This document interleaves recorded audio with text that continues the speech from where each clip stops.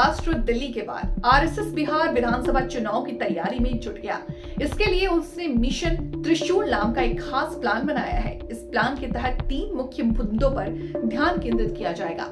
नाराज वोटरों की पहचान, प्रभावी मुद्दों पर आकलन और बीजेपी के लिए फायदेमंद और नुकसानदेह मुद्दों का विश्लेषण। ये रणनीति हरियाणा, महाराष्ट्र और दिल्ली में चुनावी सफलता के बाद अपनाई जा सकी है।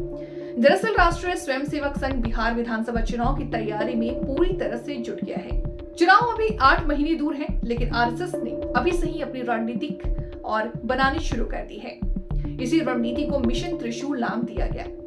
इसके पीछे का कारण यह है कि मिशन के 3 मुख्य लक्ष्य है। बिहार में बीजेपी को सत्ता में लाने के लिए आरएसएस कोई कसर नहीं छोड़ना चाहता। मिशन त्रिशूल इसी दिशा में एक महत्वपूर्ण कदम है।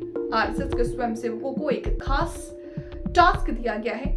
उन्हें अपने इलाके में आरएसएस की शाखाओं का विस्तार करने और ज्यादा से ज्यादा लोगों को इससे जोड़ने के लिए कहा गया।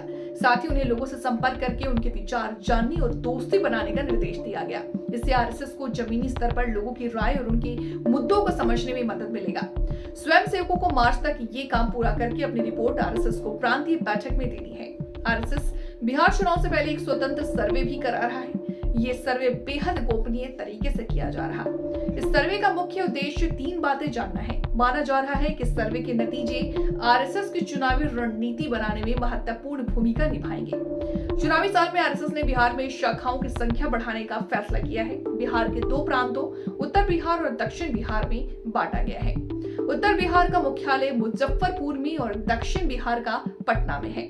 फिलहाल बिहार में लगभग 1000 जगहों पर आरएसएस की शाखाएं लगती हैं। दिल्ली विधानसभा चुनाव में आरएसएस ने बूथ स्तर पर त्रिदेव तैनात किए हैं। हर त्रिदेव में एक पुरुष, एक महिला और एक युवा शामिल थे।